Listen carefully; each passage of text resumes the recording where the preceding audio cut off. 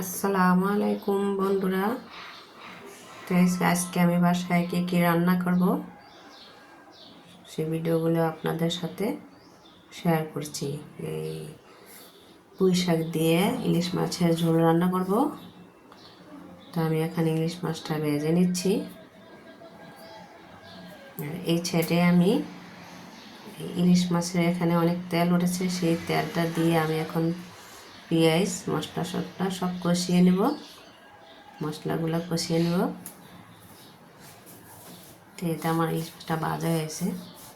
আমি ইলিশ মাছ ভাজি করছি, সেই তেলটা দিয়েই কিন্তু আমি তরকারিটা রান্না করব। হলুদ মরিচ সব এখানে দিয়ে দিলাম, একটু পানি দিয়ে আমি মশলাটা কষিয়ে। তা মাছ ভাজিটা হয়ে গেছে, এটা এই সাইডে নামিয়ে নিলাম। কড়াইটা এখন আমি এই পাশে নিয়ে আসবো, আর এই পাশে চুলাটা বন্ধ করে দেব। পুঁই শাক দিয়ে ইলিশ মাছ ভাজি করে ঝোল রান্না করলে খেতে কিন্তু বন্ধুরা অনেক মজা হয়। তোমরা ট্রাই করে দেখতে পারো। আমার বাসায় সবাই আমরা খুব মজা করে এই রান্নাটা আমরা খাই ভাত দিয়ে। মেখে মেখে খেতে এত ভালো লাগে না। আর যেহেতু পুঁই শাক, আর পুঁই শাকে কিন্তু প্রচুর আয়রন আছে। ডাক্তাররা বলে বেশি বেশি পুঁই শাক খেতে।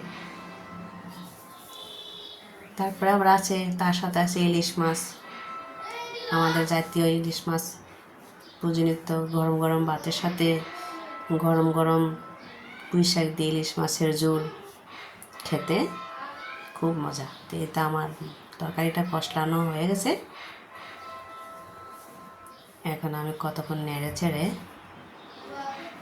আমি এখন ইলিশ মাছটা উপরে দিয়ে দেব। এটা ঢেলে দিলাম।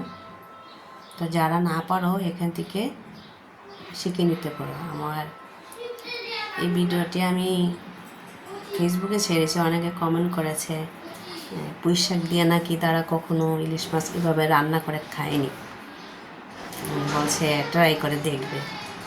তো কমেন্টগুলো দেখা আমারও খুব ভালো লেগেছে। আমি কিন্তু আগে কোনো রান্না জানতাম না। আমার মাকে দেখেছিলাম গরুর গোস্ত সব মশলা মাখিয়ে বসে, তো ওই রান্নাটাই শুধু জানতাম, আর কোনো রান্না জানতাম না। এখন আলহামদুলিল্লাহ আমি সব কিছু রান্না করতে পারি। তো এটা আমি ঝোল দিয়ে দিলাম। এখন আমি তরকারিটা ঢেকে দেব। তা কার কার এই পুঁই শাকের সাথে ইলিশ মাছের ঝোল গরম গরম ভাতের সাথে খেতে ভালো লাগে, আমার ভিডিওটি দেখে লাইক কমেন্ট করে জানাবেন। তো এই তো বন্ধুরা, আমার তরকারিটা হয়ে আসছে। তখন আমি কটা কাঁচামরিচ উপর দিয়ে ছেড়ে দিলাম। মাশাআল্লাহ, খুব সুন্দর গ্যারান বের হচ্ছে। খেতেও মনে হয় খুব মজা হবে। আগেও রান্না করে খেয়েছি, অনেক মজা। তো তোমরাও রান্না করে খাইয়া দেখবা। তো এতে আমি ধনেপাতা কুচি ছেড়ে দিলাম। যেহেতু এটা পুঁই শাক দিয়ে ইলিশ মাছের ঝোল, সেই জন্য একটু ঝোল ঝোল রাখতে হবে। আর আমার পরিবারের সবাই একটু ঝোল খেতে পছন্দ করে, তাই আমি ঝোল রাখবো। এখন আমি চুলাটা অফ করে দিলাম।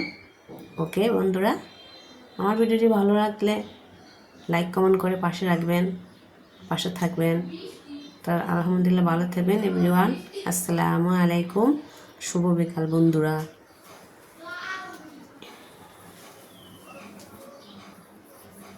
ওকে।